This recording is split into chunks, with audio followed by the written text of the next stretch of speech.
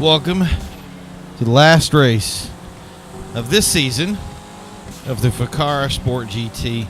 We're bringing to you live from Emperor Valley, one of the greatest raceways ever made by Chapman. It is a very fast-paced race, and we have a bunch of fast-paced racers today. RPM has clinched the title for GT300, so today Agent Ranger will be looking to try to see if he can secure his position as GT500 winner. That's the GT500, which is the people that go over par or don't have a problem. We've already started the race right now as we move into the third turn. Again, this is a fast-paced race, and again, Agent Ranger is looking to dominate or take over the position. Emerald did not make par today. Didn't make the qualifying, so he's going to have to. He went to the back of the pack there, and RPM is gonna. I think he's just gonna ignore the whole par time thing today because he knows he's clinched it, and he's taking it full speed ahead. Sorry about the haze. I don't make this stuff. This is something that Rockstar puts into their game, so I'm hoping that we'll be able to see everybody at least by their name as they drive through each corner. As you can see, long, fast straights here. We're going to move right up to RPM. And let's see that battle up front. The par time today is 51 seconds, but to be honest, I don't expect anybody to kind of stick to it.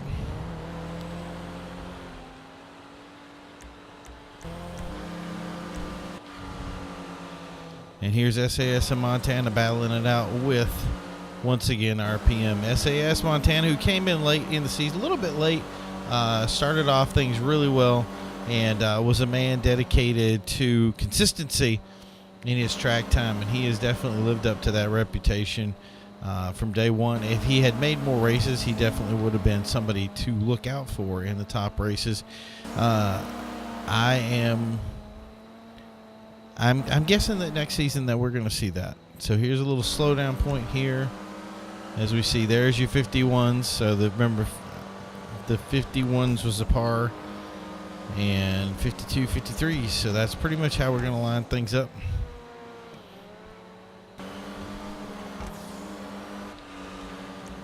Let's move back to Andrew Shady. He's one of the old school guys in our organization here, bringing around the Jester Classic, the old Paul Walker bad boy. Oh, and just as we reach over to him, he has a problem with his racing and takes a little bit of a crash. And as everybody's noticed, Ricky Bobby was messaged us earlier today, and due to work, he has been able to make it. That's been something he's been fighting, as you guys can probably see, for most of the season.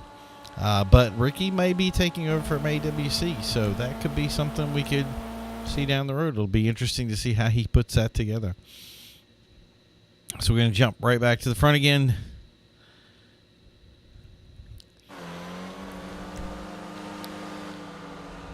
So I'm guessing if they're doing 51s now, chances are this next one is going to be a part-time crusher. And RPM is not holding back in this front line here. But definitely clean racing all around. It's great to see these guys. It's been a great season. I've been very happy to be a part of it.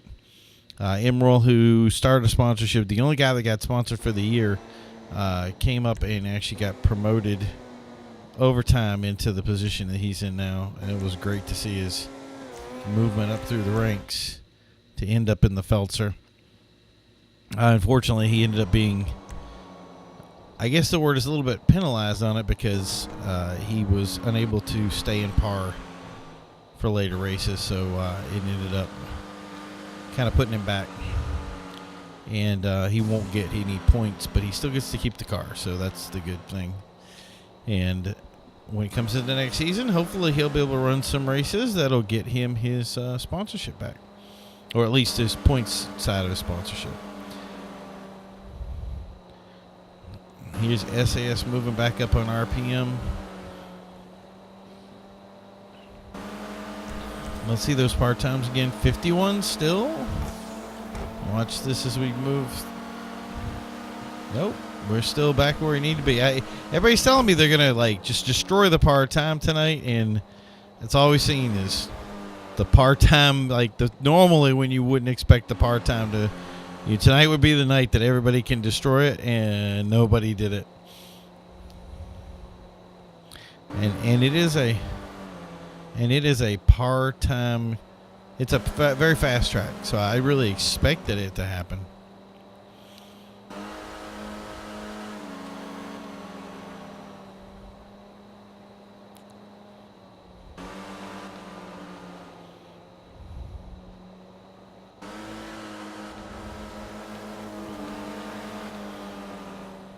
Here we go.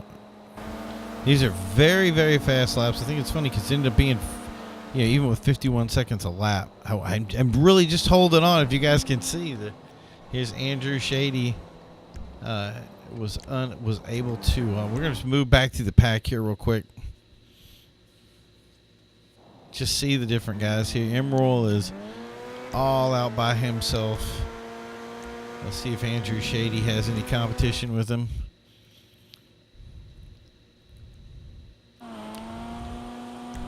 And it looks like he is, oh no, he's got Agent behind him. Agent who really actually needs a GT500 win, which means he'd have to break par to be able to get those points that he needs to clinch the leader position. And the funny thing is the guy in front of him is the one that's probably closest to breaking par.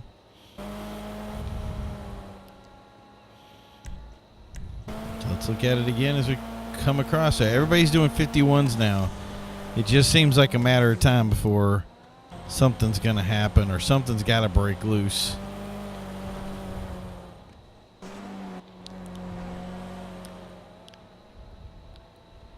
And he's definitely, I would think that with his position so close to being in the GT500 that he'd really be pushing to get that part-time broken.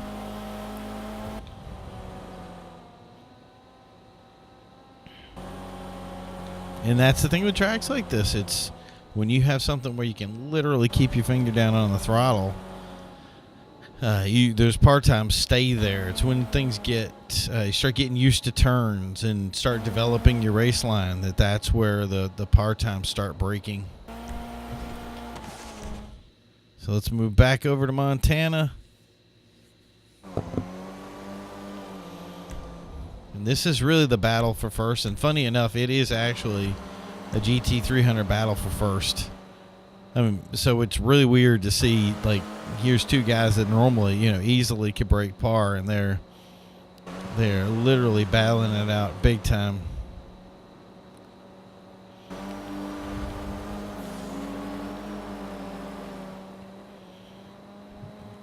And Montana wants that position. So just to let you know that, that's the other thing I meant to say. Next week will still be going on.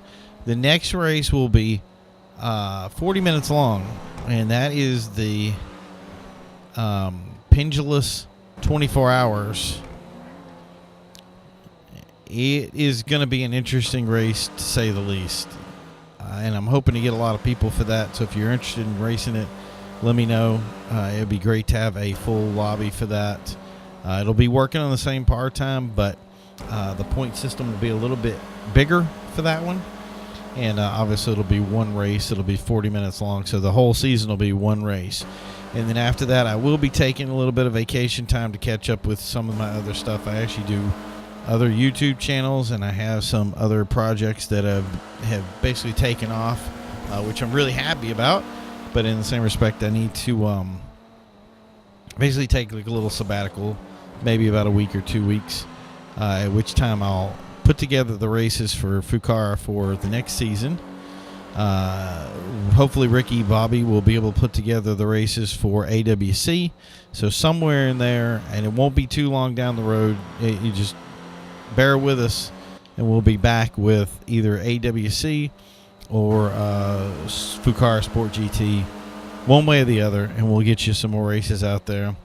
And if we get a ton of support, again, I want to bring back the Sprunk Extreme. But if we do that, I want that to be a full lobby. I can't have it being 4 or 5 guys. It was fun to watch and fun to do this, to be involved in it, but you know, I want you guys to get a wow, Andrew Shady with the 50. All right, with Jester Classic. So yeah, what I want with that is, I mean, that's got to be like a 30 person lobby. I want that to be just pure insanity. It's got to be full boat, and I'm looking for help to make it happen if I have to. It's hot ring sabers are for some reason not like these loved cars, especially when you tell people they can't curb boost.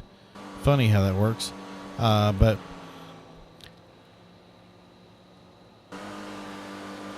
having you guys together is going to be something that's going to be big, and having a 30 room lobby with that kind of racing would be amazing. And as soon as we get stuff put together, we're looking at, I want to put some cash cards down for winners, and have, you know, anybody that makes the distance and makes it to every race and then can take the points and be consistent with it. I'm all for it.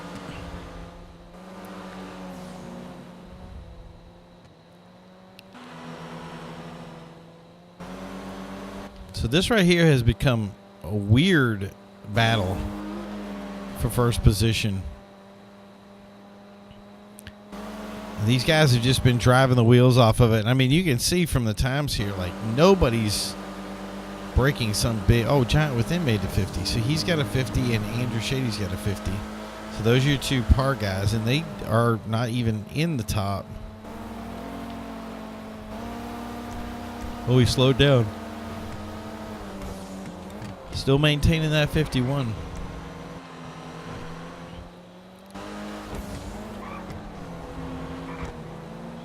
And it's like, I don't want to get off this battle, because this is a GT300 battle with the points leader and the guy that's really taking it home here. SAS Montana's been battling this out, and he's giving RPM a lot of rearview mirror look, but RPM's kind of, every time he'll kind of take it out and get a little distance on it.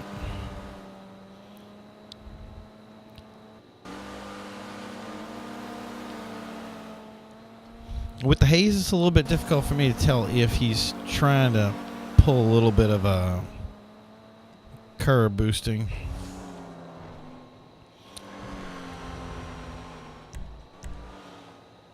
So Emerald, I wonder if he broke par. He hasn't. Andrew Shady has. And Agent's the one that needs to.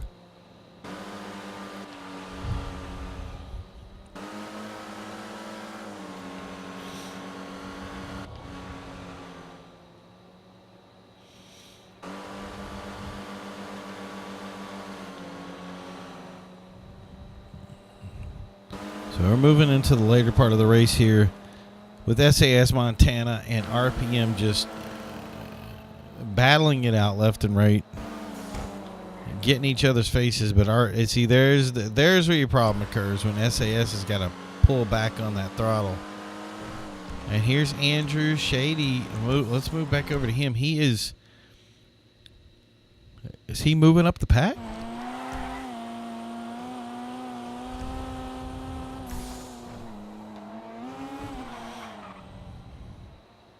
So that's where he's at. Oh, and around he goes.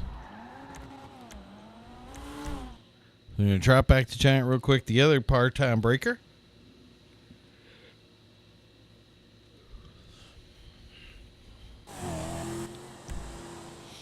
And obviously in the Jester race car, you can understand why that would happen. But he is pulling up the last position. And that's it. SAS Montana, and then finish pretty much the way they were going to line up. We're still on. We'll jump over to Andrew. No, Andrew's finished there.